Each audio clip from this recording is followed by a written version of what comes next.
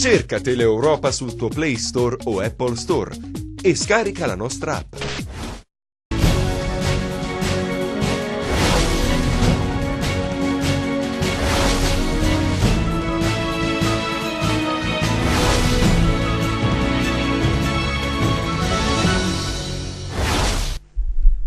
Cerimonie in Calabria per celebrare i 70 anni della Repubblica e i 72 dal referendum costituzionale. A Cosenza il prefetto invita la politica al dialogo.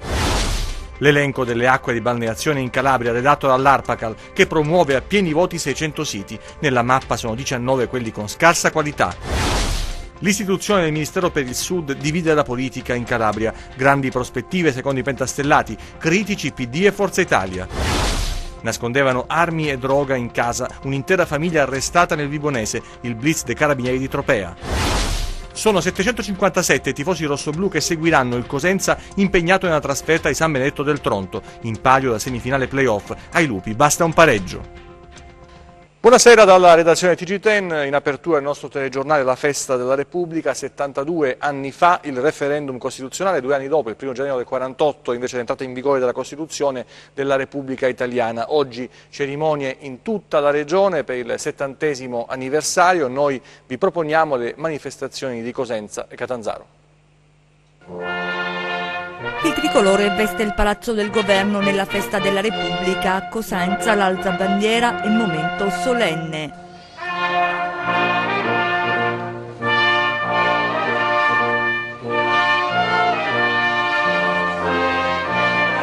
La cerimonia ufficiale, i simboli, i valori, il messaggio del Presidente della Repubblica Sergio Mattarella ha letto in tutte le piazze italiane una sola voce da nord a sud, l'invito del prefetto di Cosenza alla politica dopo la delicata crisi istituzionale dei giorni scorsi. Attraverso il dialogo sono certo che è possibile superare ogni contrasto e arrivare a perseguire il bene dei cittadini, che è poi la funzione fondamentale che tutti quanti dobbiamo cercare noi uomini delle istituzioni ed i politici dobbiamo cercare di perseguire. La provincia Abruzzo ha un motivo in più per celebrare la ricorrenza. Gloria Tenuta, imprenditrice di Mongrassano, è tra i 25 cavalieri del lavoro nominati dal Quirinale. C'è poi chi ha visto l'alba della Repubblica e si è battuto per gli ideali. La consegna delle medaglie d'onore, il più anziano è Carmine Pezzi, classe 1924 di Santo Stefano di Rogliano. Poi le onorificenze al merito della Repubblica, letterati come il poeta Francesco De Rose e i militari, tra cui Aurelio Tirriti, che si sono particolarmente distinti nello svolgimento del proprio dovere. Infine i giovani e talentuosi atleti. È un onore essere qui, essere stato chiamato dal prefetto, essere premiato dal prefetto, è stata un'emozione grandissima. Gareggiare a questi livelli è faticoso, richiede tanti sacrifici, però poi i sacrifici vengono ripagati. Una mattinata in cui cittadini e istituzioni hanno festeggiato il 70° compleanno della Repubblica Italiana, 70 anni ben portati.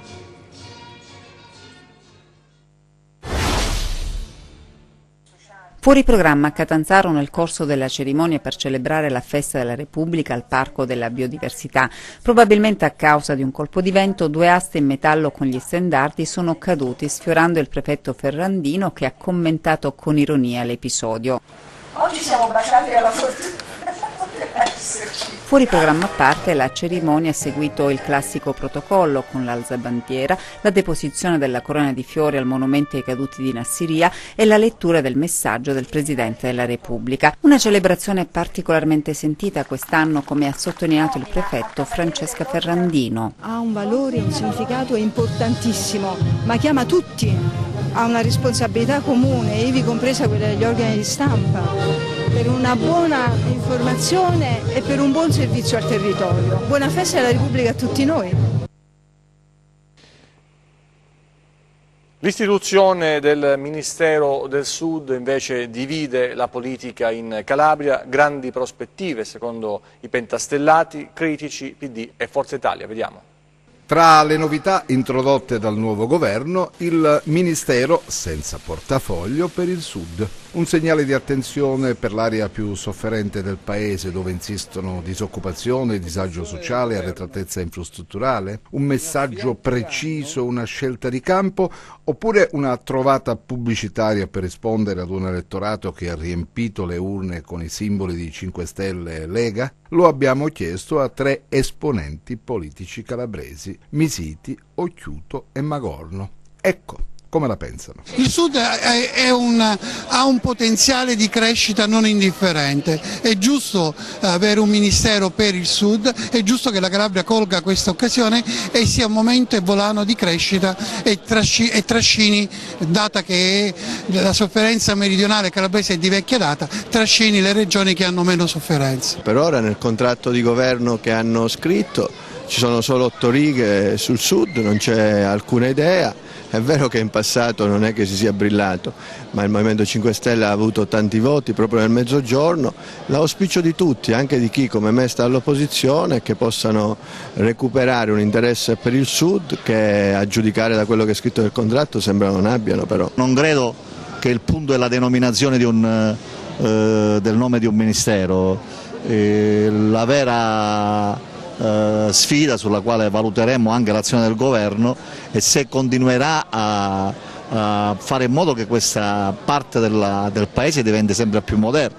Io mi auguro che non si blocchino le infrastrutture, credo che ci sia la necessità di guardare a un paese moderno e a questo pezzo del paese in maniera moderna. Ieri abbiamo parlato del boom del turismo calabrese nel 2017, al centro di questo boom c'è sicuramente il mare, abbiamo visto le varie zone, le percentuali, gli arrivi, le presenze, la durata delle vacanze. Bene, c'è una buona notizia che riguarda il mare, appunto. In Calabria sono 600 i tratti di costa con acque di balneazione di qualità eccellente, 19 invece i punti con scarsa qualità. Sono i dati contenuti nella mappa tracciata dall'Arpacal. Come sarà quest'anno il mare in Calabria? Acque cristalline oppure si registreranno i soliti problemi con depuratori malfunzionanti e mare sporco? La stagione estiva è ormai alle porte e le località costiere della regione sono pronte, si spera, ad accogliere turisti e vacanzieri. Allora, i depuratori funzioneranno al meglio? L'Arpacal ha stilato un elenco delle acque di balneazione classificate in 4 categorie, ossia quelle con qualità scarsa, sufficiente, buona ed eccellente. La buona notizia è che in Calabria i punti che hanno acque di balneazione con qualità eccellente sono 600, mentre sono 19 quelle con qualità scarsa. Ecco la mappa dei tratti di spiaggia dove ancora si registrano problemi e come si vede sono ben 10 i punti segnalati a Reggio Calabria, in corrispondenza tra gli altri con il lido comunale, il circolo nautico e il circolo velico. 3 invece quelli che riguardano Praia Mare, in corrispondenza tra gli altri dello sbocco della Marlane. E ancora qualità scarsa a Fuscaldo, a 150 metri a sinistra del torrente Maddalena, a Brancaleone, Gioia Tauro, San Ferdinando, Briatico e Nicotera. Sempre in base alla mappa stilata dall'Arpacal, in Calabria si registrano poi 28 tratti di costa con qualità buona e 19 con qualità sufficiente. E adesso i nostri 100 secondi di cronaca, vediamo. In casa nascondevano armi e droga, un'intera famiglia in manette nel Vibonese, il blitz dei carabinieri della compagnia di Tropea e della stazione di Ioppolo. I militari all'interno di un capanno in un bidone interrato hanno trovato 17 involucri sigillati di marijuana dal peso di 10 grammi ciascuno, altri 2 involucri da 25 grammi a testa, 2 pistole semiautomatiche con matricola a brasa calibro 7,65 e 36 colpi, un revolver calibro 22 con 50 colpi e così 4 persone, padre, madre e figli, sono stati arrestati. Hanno utilizzato un assegno rubato per acquistare un gommone. I carabinieri di Borgia nel Catanzarese hanno arrestato 2 campani. Il proprietario del gommone lo aveva messo in vendita su internet, su un sito di annunci, ma quando è andato in banca per incassare l'assegno ha scoperto che era rubato. 2 bar di Vibo Valentia hanno chiuso i battenti poiché raggiunti da 2 ordinanze di chiusura per presunti rapporti con l''ndrangheta, in particolare con esponenti di spicco della Cosca Mancuso di Limbadi e del gruppo dei cosiddetti piscopisani. Alla base dei 2 provvedimenti ci sono le informative diramate agli organi competenti e alla Polizia Amministrativa della Questura di Vibo, un report trasmesso alla Prefettura che a sua volta ha scritto al Comune di Vibo ordinando di revocare la SCI, ossia la segnalazione certificata di inizio attività. Paura a San Vito sullo Ionio, nel Catanzarese, per un incendio causato da una fuga di gas. Sul posto sono intervenuti i vigili del fuoco di Chiaravalle Centrale che, spento il rogo, hanno anche fermato la fuoriuscita del metano, notando però l'assenza del contatore. Fortunatamente il fuoco non ha provocato feriti o danni all'immobile. Andiamo adesso a Polistena, dove l'amministrazione comunale vuole acquisire il palazzo dell'Agenzia delle Entrate. Vediamo. A Polistena l'amministrazione comunale intende acquisire e valorizzare il Palazzo degli Uffici. Il bene è censito tra gli immobili dello Stato di valenza storica e culturale. L'acquisizione dell'immobile è diretta all'uso dei locali come sportello, uffici decentrati o altre funzioni diverse, dove erogare nuovi servizi alla popolazione o dare continuità alle attività precedentemente svolte. Inoltre, aggiunge l'amministratore di Polistena, gli spazi acquisiti potranno essere utilizzati per momenti di confronto e partecipazione con la società civile e le associazioni, dove promuovere e diffondere le attività che l'ente compie sul territorio, anche mediante il coinvolgimento di terzi e associazioni. Se la richiesta del Comune andrà a buon fine, l'immobile, per le sue caratteristiche storico-culturali, si aggiungerebbe al complesso di beni pubblici di pregio ascrivibili al patrimonio storico di proprietà dell'ente comunale. E adesso parliamo in corso di svolgimento al Teatro Auditorium dell'Unical il Gran Galà della danza, che si concluderà domani. Tanti gli ospiti di rilievo già nella prima serata. Vediamo. Il pianeta della danza di Isabella Sisca è una vera istituzione in Calabria. Il Gran Galà della danza, che si tiene al Teatro Auditorium dell'Unical, lo conferma con 3 serate di grande spettacolo. Ospite d'onore è Caroline Smith, il cui talento va di pari passo con il coraggio. La danzatrice e coreografa britannica, in Italia volto noto dello show Ballando con le Stelle, combatte contro un tumore e ha deciso di realizzare un ambizioso progetto sposato da Isabella Sisca. Si chiama Sensual Dance Fitness e punta ad aiutare le donne a ritrovare la propria femminilità attraverso danza e fitness. Durante la chemioterapia ho perso completamente la coordinazione del mio corpo, non sentivo i piedi, non sentivo le mani, e per una ballerina che balla da 54 anni è una disperazione. Allora diciamo che ho fatto un'ora di esercizio con la musica, un po' di coreografie per ritrovare questa femminilità in me, perché io guardavo allo specchio, non riuscivo in pratica a usare le braccia o il corpo. Ho detto in pratica a uno dei miei assistenti che era lì a fare lezione con me, gli ho detto dai fai con me, e poi gli ho detto guarda che è una figata unica, gli ho detto questo non posso fare da sola, deve coinvolgere le altre donne. Allora ho convinto 27 donne e abbiamo visto esattamente lo stesso trasformazione di queste donne. Le serate di spettacolo sono arricchite anche dalle coreografie di grandi maestri della danza moderna, quelle di Luciano Cannito, regista e coreografo internazionale, e quelle di Gio Lampugnani, coreografo, ballerino e cantante. Le altre coreografie sono invece state realizzate dai maestri della scuola: Stefano De Gaetano, Antonella Monaco, Desiree Biondi, Michela Castellano, Francesca Crispino, Clorinda Garritano e Isabella Gaudio. Lo spettacolo chiude un altro anno di importanti affermazioni per gli allievi, molti dei quali oggi lavorano in grandi compagnie internazionali. Mi ritengo soddisfatta di quello che ho fatto quest'anno, sinceramente, perché ho sistemato al lavoro, soprattutto questo, vero? Tanti danzatori, e io devo dire ai miei allievi: quando vi sentite in difficoltà, non vi abbandonate, chiudetevi in una stanza con la musica, soprattutto con la musica, e vedrete che tutto migliorerà. A Cittànova adesso per la 10ª edizione della manifestazione dedicata all'ambiente e ai fiori. Al via la 10ª edizione di Cittànova Floreale, unica mostra mercato di florovivaismo specializzato in Calabria. Quest'anno l'Ente Parco dell'Aspromonte sostiene la manifestazione con diverse attività. Dibattiti, educazione ambientale e interpretazione naturalistica animeranno gli spazi all'interno della Villa Comunale Carlo Ruggero e renderanno ancora una volta il Parco dell'Aspromonte centrale nelle dinamiche culturali e naturalistiche del territorio. L'evento cittànovese si concluderà il 3 giugno. La nostra è un appuntamento fisso che da 10 anni si ripete per il 2 giugno. Gli espositori quest'anno sono 46, provenienti come sempre da tutta Italia e anche qualcuno internazionale. Abbiamo delle novità quest'anno, le rose antiche, abbiamo le camele del generale con piante da ombra, come sempre le figlie del vento con le tillanze, piante grasse. In occasione della 10ª edizione abbiamo preparato l'annullo filatelico, quindi abbiamo poste italiane con un annullo apposta per la nostra edizione. Guest star di quest'anno Lorenza Zambon, Teatro Natura, e in più ha portato il suo nuovo libro. Poi come sempre la collaborazione di tutte le scuole, la scuola media, la scuola elementare, gli asili. E invece a Rende l'8 giugno parte Flussi Creativi, una 3 giorni dedicata al Festival dello Sport, del Fitness, una manifestazione che è giunta alla 6ª edizione. Sentiamo. Dal prossimo 8 giugno a Rende 3 giorni dedicate al fitness, allo sport e al benessere, tutto pronto per Flussi Creativi, giunto alla 6ª edizione. Allora, come si articolerà quest'anno la manifestazione? Come ogni anno Flussi Creativi si terrà presso il Parco Fluviale Emoli di Quattromiglia 8, 9 e 10 giugno. La manifestazione sarà suddivisa in aree tematiche. Ci sarà un'area dedicata allo sport e al fitness, quindi per gli appassionati e gli sportivi ci sarà calcio, tennis, ci sarà il rugby, attività di zumba e altre attività sportive. Poi ci sarà un'area dedicata alla nutrizione e al benessere e un'area dedicata alla ludica, quindi alle attività ludiche per i bambini.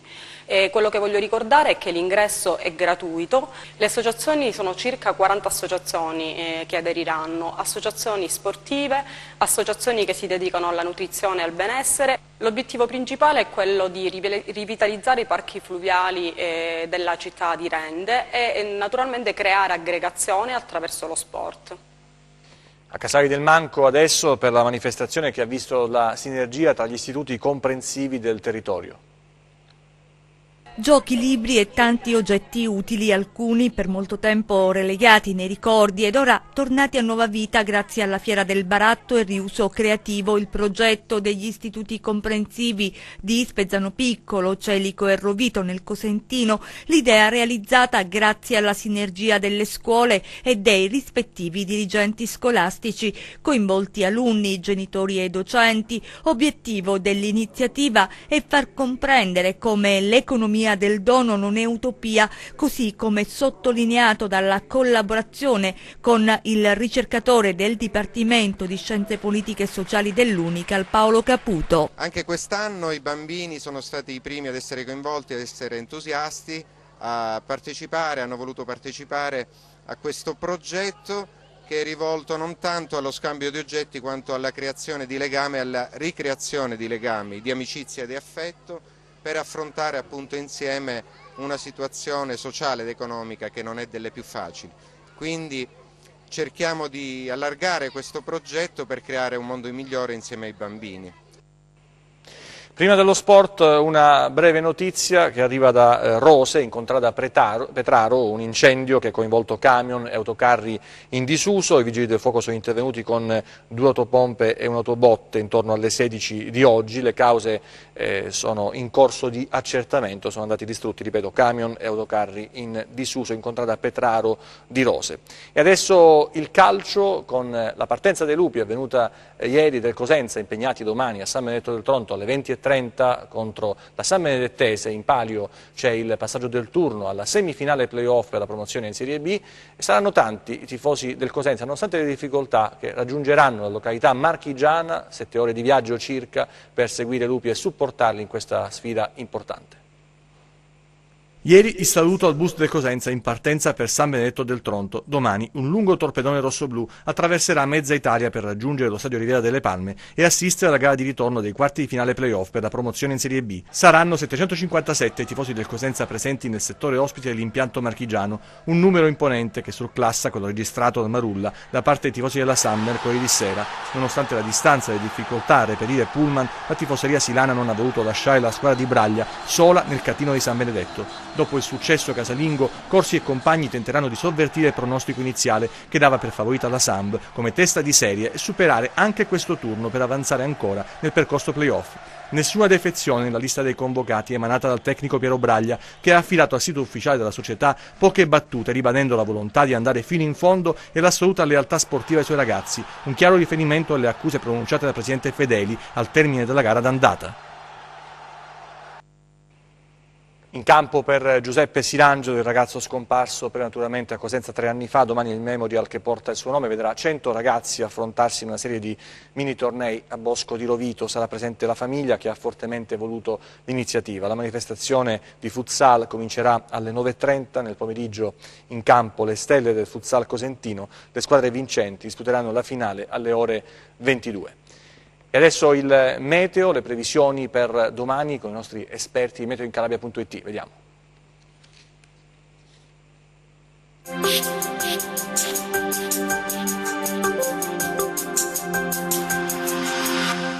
Sarà un fine settimana caratterizzato da sole e caldo su tutta la regione.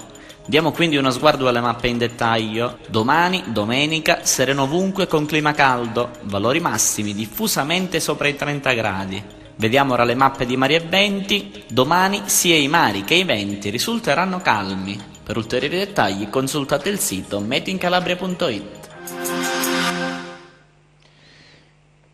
TG che finisce qui, ci vediamo nelle prossime edizioni. Grazie per averci seguito, arrivederci, vi auguro una buona serata.